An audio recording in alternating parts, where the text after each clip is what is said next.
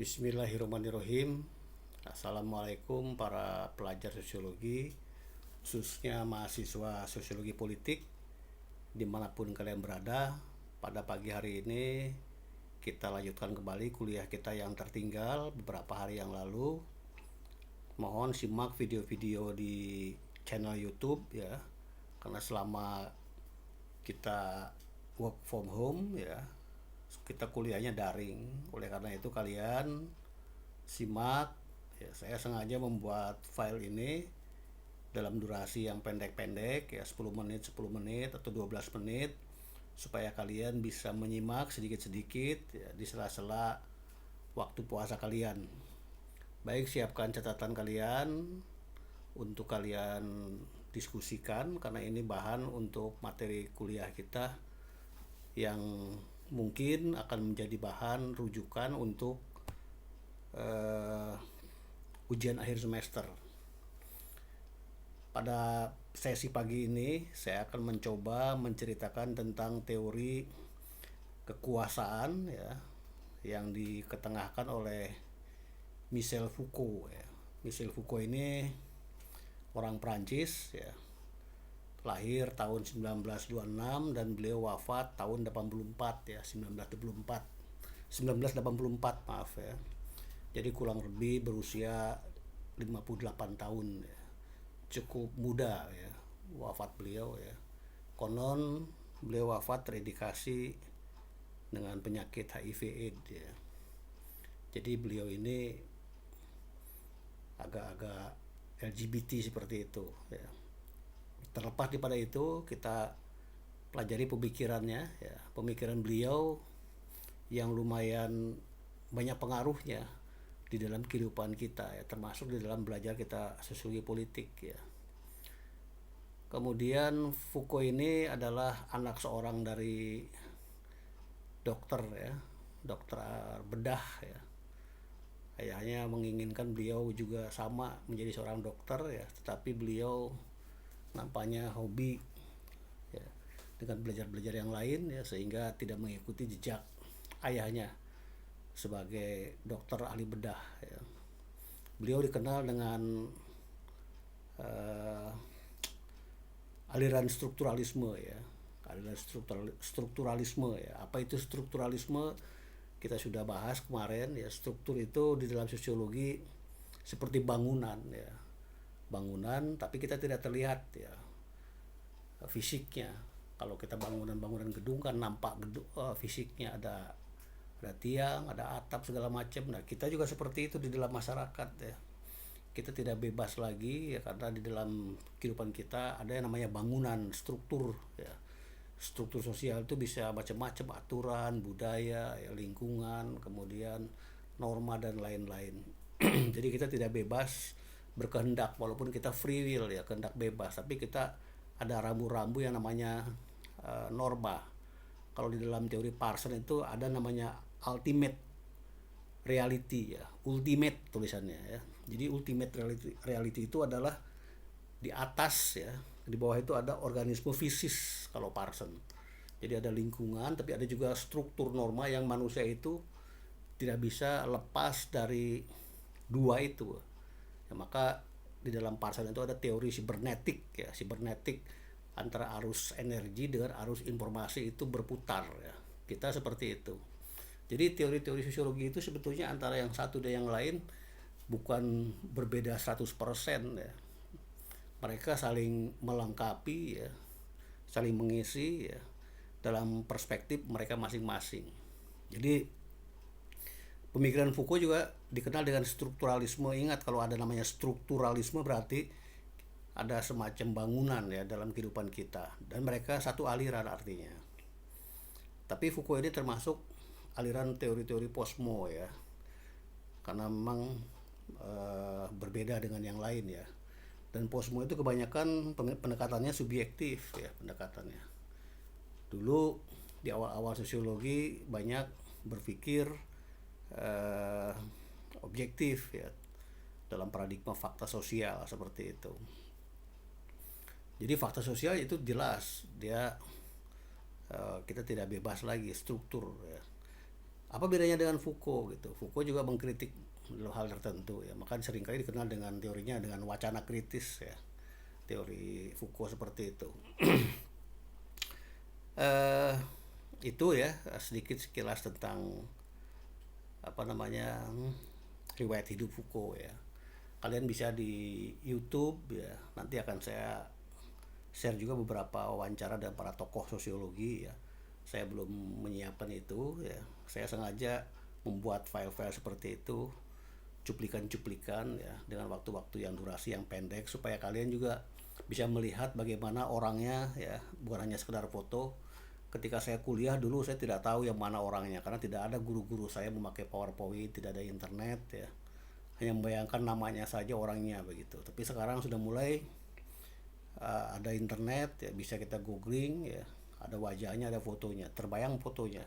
Nah, saya akan memberikan juga file-file tentang wawancara-wawancara uh, kehidupan mereka ya, atau setting kehidupan mereka di dalam durasi-durasi yang pendek-pendek. Sepanjang memang ada filenya, karena ada beberapa yang mereka hidup ketika mungkin teknologi tidak secanggih sekarang ini. Jadi karya-karya Foucault lumayan banyak dan sudah banyak diterjemahkan ke dalam berbagai bahasa termasuk di Indonesia ya. Sudah banyak buku-buku yang diterjemahkan ke dalam bahasa Indonesia. Misalnya buku tentang seks dan kekuasaan ya, kemudian tentang apa namanya uh, arkeologi pengetahuan ya, power knowledge itu kuasa dan pengetahuan. Banyak buku-buku juga di majalah-majalah yang berbau filsafat, biasanya di majalah Basis itu kalian bisa langganan ya. Itu bisa pemikiran-pemikiran tokoh-tokoh ya, ahli filsafat maupun sosiologi ya, politik, ekonomi, banyak diulas di situ ya. Jadi majalah Basis itu termasuk majalah yang saya gemari dulu, termasuk majalah Prisma. Jadi seperti itu ya. Kemudian Foucault juga seringkali dikenal dengan teori aliran post strukturalisme ya. Ada yang menganggap dia termasuk aliran strukturalisme, ada juga yang menganggap beliau ini adalah aliran post strukturalisme ya. Jadi apa namanya, membongkar ya. Kalau strukturalisme itu memang sudah terkungkung ya, kalau si Foucault ini mencoba membongkar gitu, membongkar dari kungkungan ideologi dan lain-lain. Ingat di dalam kuliah kita yang lalu ya, di dalam teori sosiologi modern maupun di dalam politik ya, kita ada namanya teori hegemoni ya, yang digagas oleh si Gramsci, kemudian juga Althusser tentang ideologi ya. Jadi si Foucault ini mencoba mengkritik bahwa ideologi-ideologi itu, hegemoni itu perlu dipertanyakan gitu, karena kadang-kadang justru itu mengkerangkeng ya, membelenggu kita. Jadi itu yang dikenal dengan post strukturalisme, itu membongkar ya. Ingat teorinya sama dengan teori Derrida ya, Jacques Derrida ya, atau Jacques Derrida. Dia juga orang Perancis ya. Jadi kita menceritakan tentang satu pemikiran dari seorang pemikir, dan mereka juga tentu membaca buku-buku yang lain ya untuk mencetuskan ide-ide itu. Maka kita bisa menggandengkan ya, menginterrelasikan masing-masing pemikiran seperti itu. Jadi si Foucault itu pemikirannya seperti itu ya. Jadi post strukturalisme itu coba membongkar sesuatu ya. Ada dulu iklan di televisi, bukan dulu, mungkin masih ada beberapa tahun yang lalu, Iwan Fals itu iklannya tentang kopi ya, Top Coffee. Dia bilang bongkar kebiasaan lama katanya, bongkar kebiasaan lama. Jadi kalian juga harus bisa melakukan seperti itu ya. Kalau kalian biasanya malas ya, lalai, santai, itu nggak bisa seperti itu, harus dibongkar kebiasaan lama, termasuk ideologi-ideologi ya, pemikiran-pemikiran yang lain-lain, termasuk apapun yang diberikan pengetahuan ya dari guru kalian, termasuk saya, atau apapun ya, kultur, nilai dan lain-lain, kalian harus berpikir kritis ya. Itu inti pemikiran si Foucault ya. Ini baru 9 menit ya, udah pengantar sudah 9 menit ya. Jadi intinya Seperti itu pemikiran Foucault ya. Kemudian pemikiran Foucault juga menjelaskan tentang sejarah ya. Kalau kita lihat eh, apa namanya, Comte ya, Auguste Comte ya. Kalau Auguste Comte itu dikenal dengan hukum 3 tahap ya, teologi ya, metafisik, kemudian positif ya, positivisme. Jadi hukum dari pemikiran si Auguste Comte itu seolah-olah progresif linear ya, dari yang tradisional terus naik sampai mencapai kesempurnaan.